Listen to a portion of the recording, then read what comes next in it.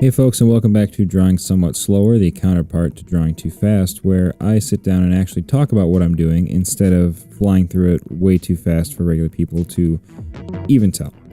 So today I'm working on a commission for a friend of mine, and if you've watched last week's video where I drew it way too fast, you'll know that it's going to be some bunnies. So let's take a look at masking off the original part of the paper first.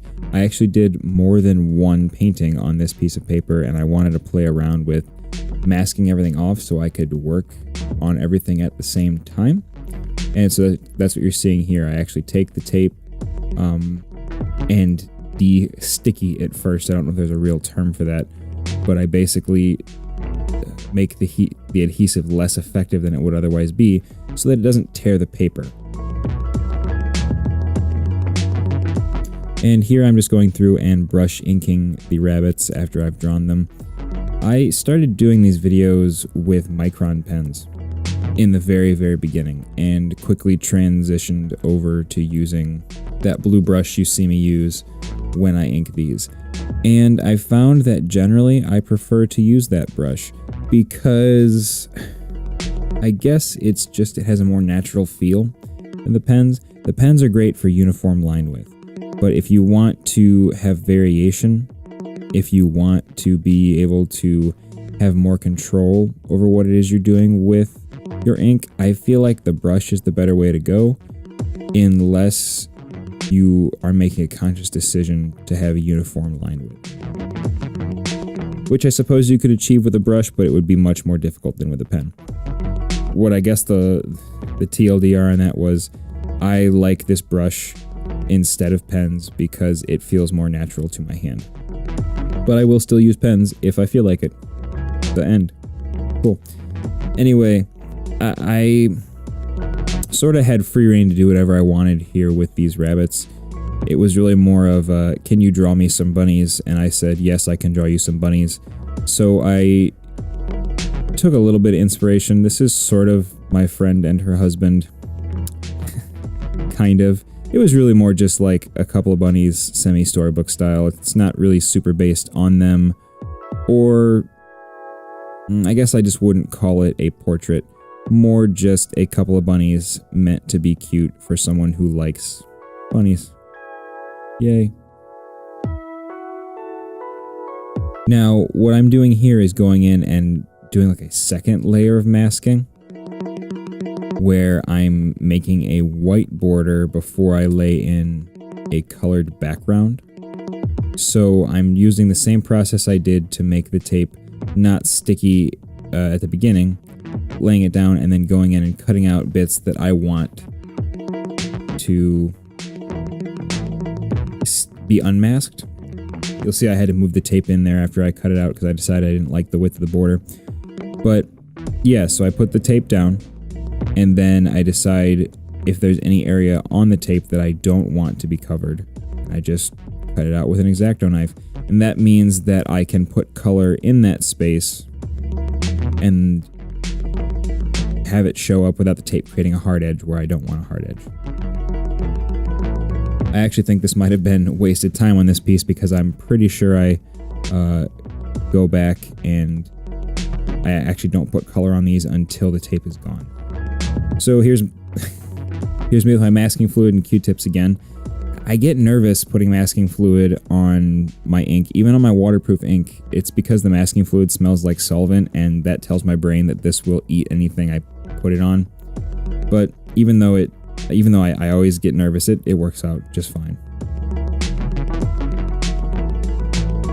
I've yet to have masking fluid lift my ink back up without being left for several days.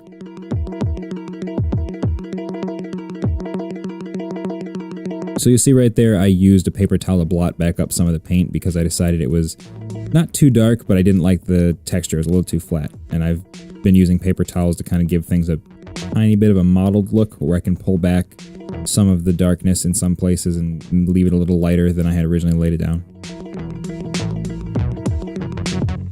So here's the fun part of masking fluid is always going back and using the eraser to start it peeling up.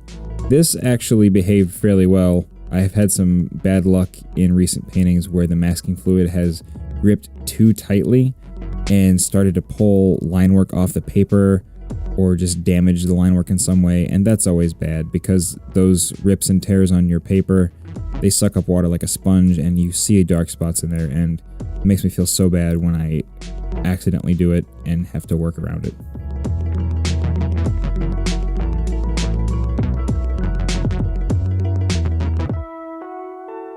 So right here I'm just going in and laying in the base coat for the bunny fur. And I think I say it in every video, but I never feel like I have enough contrast. But I've started to adapt to that, and I just assume that I won't have enough contrast, so I try to work light and go dark, like I guess you're supposed to with watercolor, but I'm sort of faking it, because I don't know yet. The flower here was actually pretty fun. I really enjoyed the colors I ended up picking, because I was just sort of improvising. And all of these are an experiment in color theory for me, so having a chance to work with some slightly muddied, more natural colors and stretch the muscles I don't normally use for color in pieces like this and in little bits like you see right here, I think it's a good place for me to learn, and I really enjoy how things tend to happen when I'm just improvising to learn. So there I just masked off some bits I wanted to stay white and shiny while I worked on the eyes.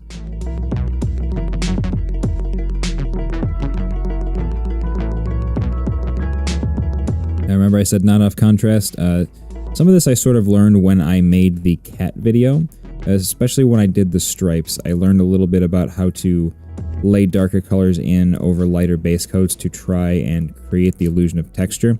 So I'm trying to do that a bit here with the bunny fur and the shadows on the little flannel shirt.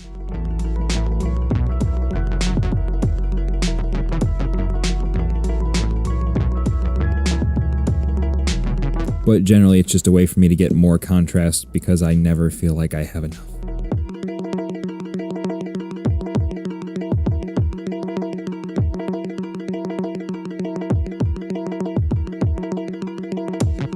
And in the same way I'm adding contrast, to create fur pattern, I'm also trying to add some shadows. And since I've done this, I've learned some better ways to add shadows, and I'll discuss those when they come up in future videos. But this isn't a bad way to do it. Sort of how I learned to blend skin tones, laying in a dark layer and blending it out with more water just to sort of make things look a little more seamless if you can.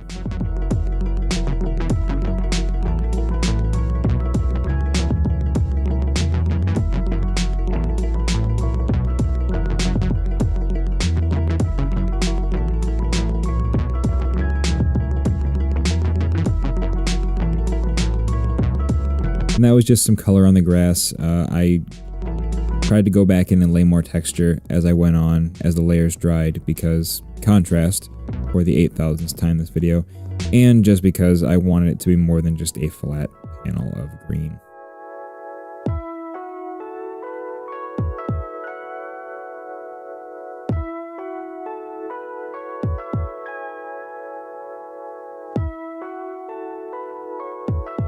And if you're not sick of hearing me say it already, I hate my contrast planning, and I always go back and revise. I always go in and try to darken details, make things pop, because aside from my outlines on my line work, I try to avoid making more as I go on, and I always see places where I can improve while I'm working, and I try to make that happen as I go and sort of improve incrementally until the end of a piece.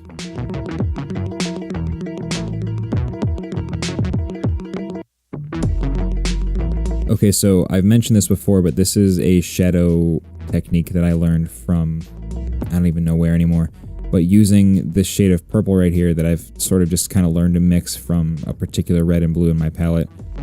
It's a pale purple and I like it, and if you keep it light, it tends to blend well with other colors you put it with, even if they wouldn't work well otherwise. And in addition to using darker colors of a shade you're already using, I found that using this light purple is a nice way to add shadow that doesn't look unnatural. You'll see there in the texture on their little bellies, and I think I throw some more in later underneath their chins and that sort of thing. And there I just muddied the eyes up a little bit to sort of hide that color. Not take it away, but just dull it down a bit so it's not as saturated and cartoony.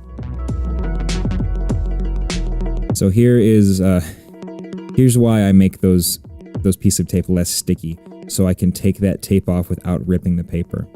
It's nice when you can actually go through and just cut the tape away and lift it and have the tape come cleanly away from the paper and not leave big tears, especially at the end of a piece. And I'm throwing my signature on. I didn't realize that my friend didn't know my handle signature, so I actually had to go back and sign it later with my real name for her, just so that she was happy with having a piece done by a friend. Alright folks, here they are, the bunnies, ready to head out to their new home. I always enjoy making these, and I hope you enjoy watching them, so if you want to see more, be sure to subscribe to the channel, and if you want to see what I'm doing when I'm not making these videos, be sure to check me out on Instagram at terminal.lazy, that's just like the channel name but with a little dot in the middle, and on Twitter at terminallazy. So, thanks for hanging out, and I hope to see you next time on more Drawing Somewhat Slower. Bye!